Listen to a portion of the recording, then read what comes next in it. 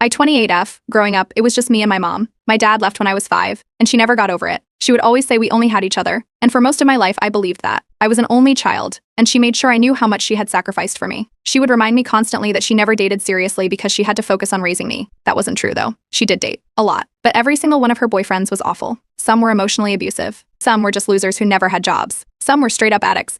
But the pattern was always the same. They would come first, and I would come second. If I ever complained, she would accuse me of being selfish, of not understanding how hard it was for her. When I was 16, I got a full scholarship to a great out-of-state university. It was the opportunity of a lifetime. I was so excited. But when I told my mom, she acted like I had told her I was moving to another country and never coming back. She sobbed. She told me she couldn't handle being alone. She asked how I could abandon her after everything she had done for me. The guilt ate me alive.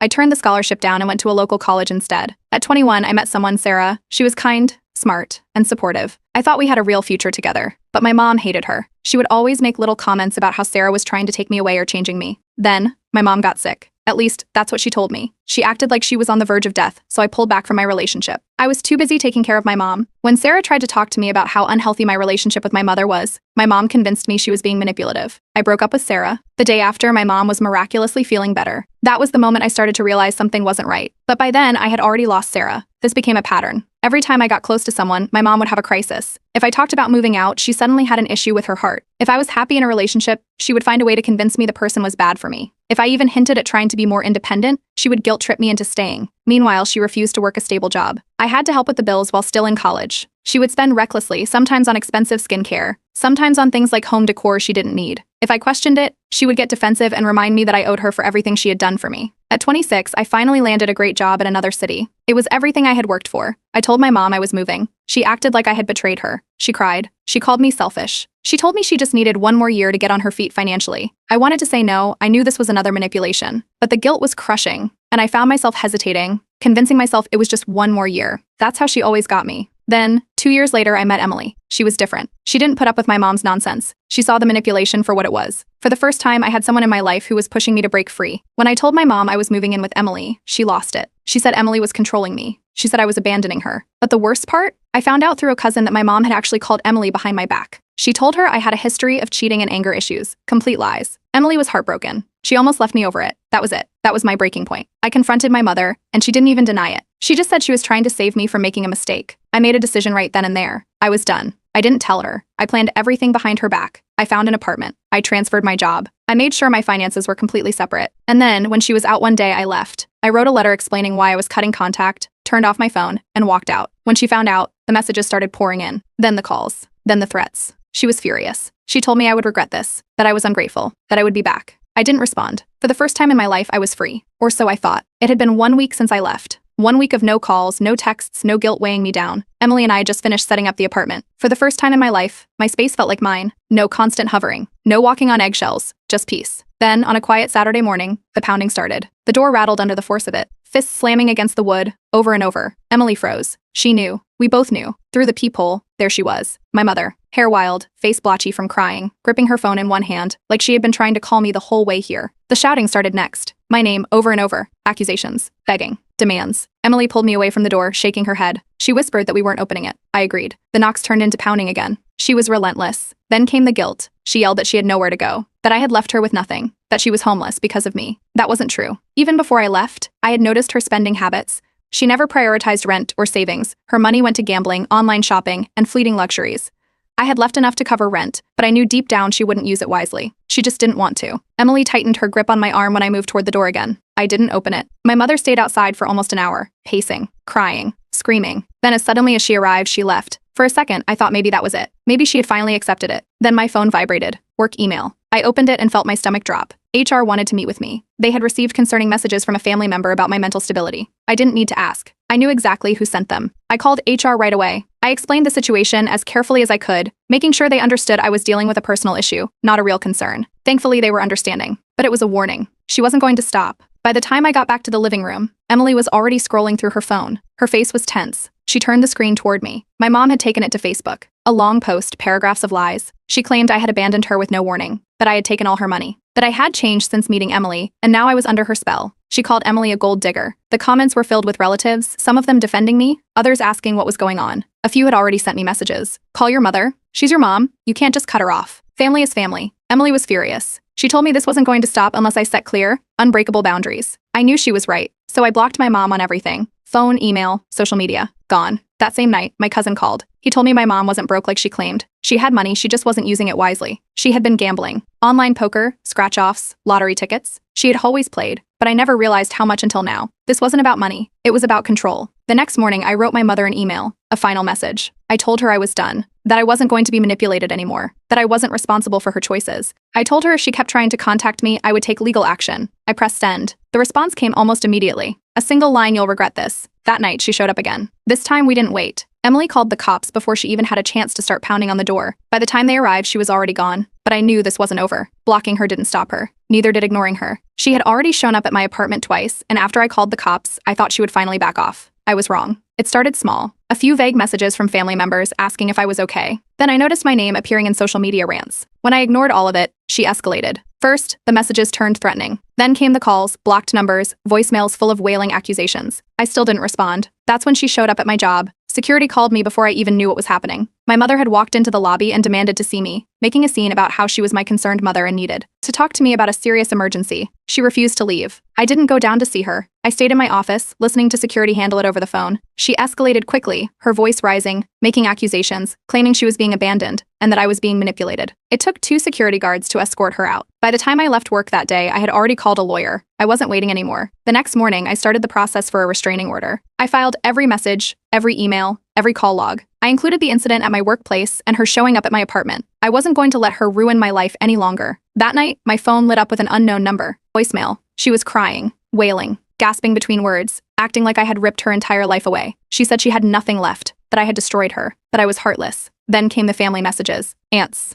uncles, cousins. They came out of nowhere. Some were furious. Some were confused. Some were trying to be neutral. She's your mother. You can't just abandon her like this. She's really struggling. You should be there for her. Maybe she made mistakes, but she's still your mom. Emily scrolled through the messages on my phone, shaking her head. She was done with this. She told me if I didn't set a hard boundary, this would never end. The next day, my lawyer told me to keep documenting everything. If my mother tried anything else, I needed proof. Then, as if on cue, my cousin called. Apparently, my mom was in the hospital. A health scare. Something about her heart. It didn't make sense. She hadn't mentioned anything before, but she had always used health scares as a way to manipulate me in the past. I called the hospital. No patient under her name. No record of her being admitted. I called my cousin back and asked where she got her information. She said my mom had told the whole family she had a heart episode and was rushed to the ER. She even posted about it on Facebook. It was all fake. I didn't respond. I didn't call her. I didn't acknowledge it. 2 days later, I found out she wasn't struggling like she claimed. She had moved in with an old boyfriend, someone she had dated years ago, someone who had always let her use him for money and shelter. She wasn't homeless. She wasn't abandoned. She wasn't alone. She was just mad she wasn't in control anymore.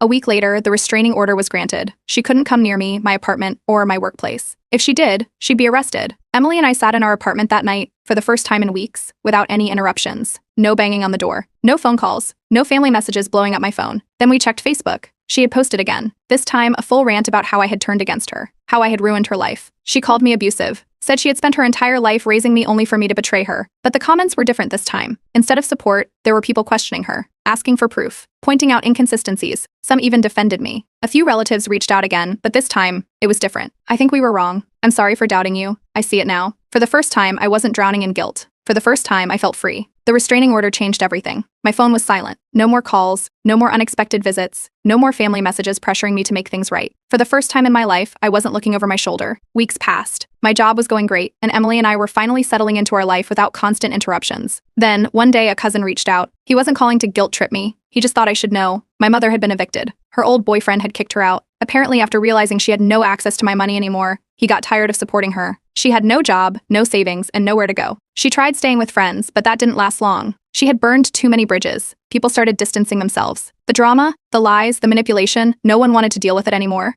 Even the family members who used to defend her were slowly backing away. Some of them still reached out to me, but their messages had changed. I see it now. I had no idea how bad it really was. I'm sorry for doubting you. Without my support, she had nothing to fall back on. Emily and I had a quiet dinner that night. No interruptions, no stress. My job was stable. Our home was peaceful. For the first time in a long time, my life was mine. But then, out of nowhere, an email appeared in my inbox. No subject. Just a single line. I just want to talk. I didn't respond. A day later, another message. I've changed. I'm different now. Just one chance. Please. Blocked. Then another message came, this time through a different family member. She was sorry. She never meant to hurt me. She just wanted to explain. But the explanation was the same as always. How I misunderstood her intentions. How she only ever tried to protect me. She still wasn't taking responsibility. I ignored it. Then, the final straw. Aunt called. My mother had stolen money from a relative. A significant amount. It was over after that. No more excuses. No more defenses. That was the moment the family finally cut her off for good. No one offered to take her in. No one sent her money. No one tried to defend her anymore. She was alone. And I was finally free. Cutting her off should have been the end of it. The restraining order, the blocked numbers, the family finally seeing through her lies, it should have been over. But it wasn't. One evening, my phone rang. An unknown number. I already knew who it was before I answered. Her voice was frantic, desperate. She begged me to listen. She had changed. She had learned her lesson. She realized how much she had hurt me. Then came the guilt. She sacrificed everything for me. She gave up her life, her happiness, her dreams.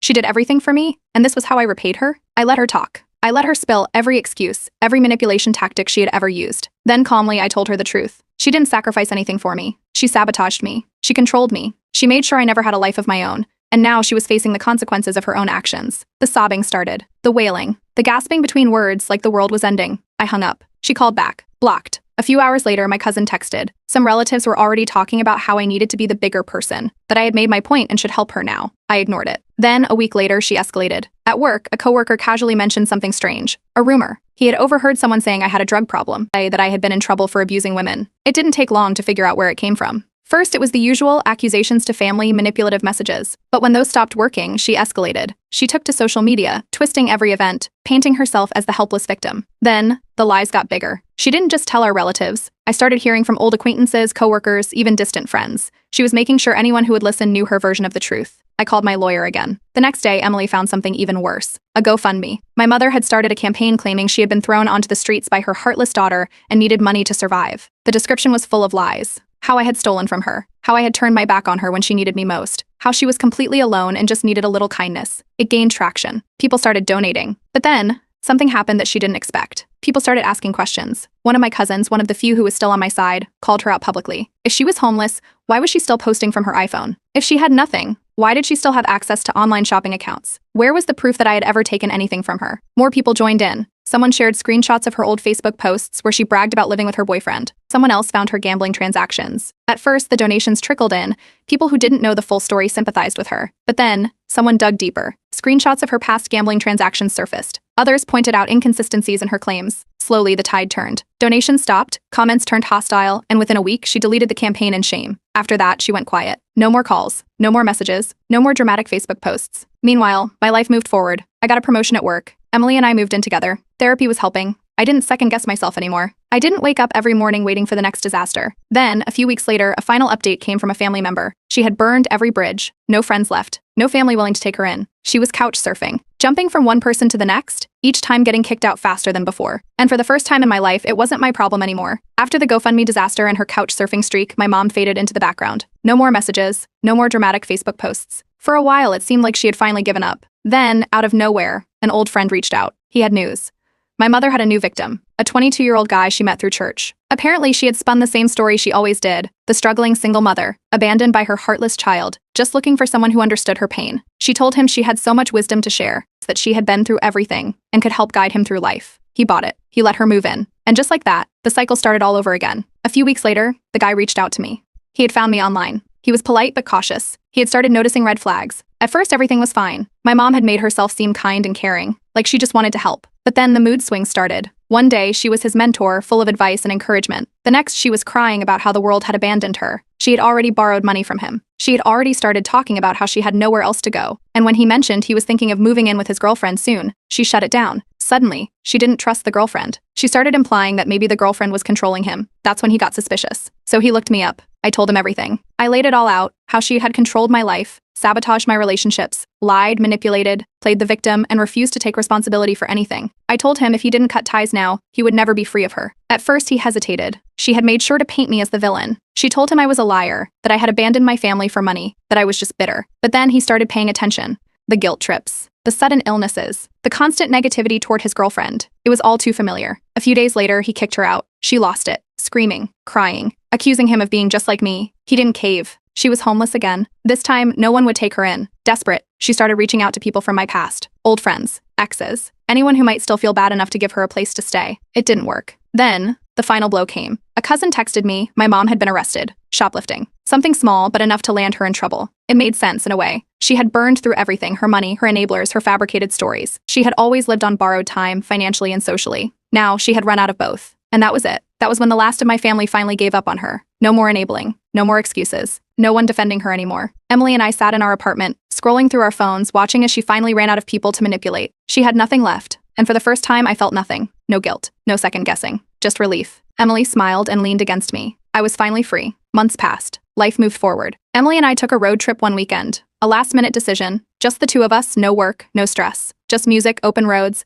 and the kind of peace I never used to have. We pulled into a gas station off the highway, somewhere in the middle of nowhere. Emily went inside while I stood by the car, stretching my legs. Then, across the lot, I saw her. At first, I wasn't sure. She looked different. Smaller. Thinner. Older. Her clothes were worn, her hair tangled. She was hunched over, digging through her bag. Then she looked up. For a split second, our eyes met. She froze. So did I. I expected her to react, to storm over, to demand attention, to make a scene. But she didn't. Instead, she looked away, turned her back, kept walking. I watched as she shuffled toward the convenience store, staring at the ground, shoulders slumped. Emily walked out at that moment, noticed my expression, then followed my gaze. She asked if I wanted to talk to her. I shook my head. There was nothing left to say. We got in the car and drove off. I didn't look back. For the first time in my life, I felt no guilt, no anger, no sadness, no second guessing, just clarity. She knew. She finally understood that I was done. At my next therapy session, I talked about the encounter. My therapist asked if I had wanted closure. I realized I already had it. Later that night, I drafted a letter. I wrote everything I had ever wanted to say. Every hurt, every betrayal, every moment she had tried to control me. I never sent it. Instead, I donated to a domestic abuse shelter in her name. Not for her. Not as some kind of message. For me. To break the cycle. To make sure I never became like her. Over time, the family stopped asking about her. She was no longer my problem. Emily and I started talking about the future. Marriage. A family. A life completely free from the past. Then, months later, she sent one final message. Just 2 words. I'm sorry. I never responded. I blocked the number. And that was it. No more guilt. No more chains. For the first time ever, my life was truly mine. A year passed. 12 months without chaos. Without guilt. Without her shadow looming over my life. Everything had changed. Emily and I had grown stronger than ever. She had been my rock through everything, and now we were engaged. We found a place together. Our home. Not just a place to escape to. My career took off. Another promotion. More stability. More control over my future. And for the first time, my life wasn't about putting out fires. It was about building something real. The family finally backed off. No more calls, no more messages asking me to make peace. The ones who used to pressure me, they saw it now. They realized there was no fixing what was broken. One afternoon, I got a text from a cousin. A quick, casual update. My mother was still struggling. No job. No stable place to stay. Burned every bridge she had left. And for the first time, I felt nothing. No anger. No sadness. No pity. Just acceptance. She had made her choices. And I had made mine. I talked about it in therapy that week. My therapist nodded, listening as I went through it all. The past, the guilt that used to eat me alive, the way my life had changed. She said something that stuck with me. Survival isn't the same as happiness. For years, I had been surviving. Now I was finally living. One night, I sat down and wrote a post on Reddit. Anonymous, no details that could trace back to me. It was just a message for anyone trapped in the cycle. For the people who felt guilty for wanting to escape. For the ones who had been told their entire lives that they owed their parents something. For those who still felt the weight of obligation, even when they knew it was destroying them. I told them what I had learned, the power of boundaries, the freedom that comes when you stop letting guilt control you. The post blew up. Hundreds of responses, people thanking me, people sharing their own stories. Some were still trapped, some had made it out, some were just realizing they needed to. And that's when it really hit me. This was bigger than just me. My mother had tried to control my life. She had tried to keep me stuck. She failed. I was free. And I would never let my future children go through what I did. The cycle ended with me. At my next therapy session, I told my therapist about everything. The post, the engagement, the life I had built. She smiled and said 4 words. You made it through. For the first time, I believed it. That night, Emily and I sat outside, looking at our new home. A life we built together. A future we could finally focus on. No more guilt. No more weight on my shoulders. Just peace. And as I closed that chapter for good, I realized the best revenge wasn't anger. It wasn't proving a point. It wasn't waiting for karma. It was this. A life well lived.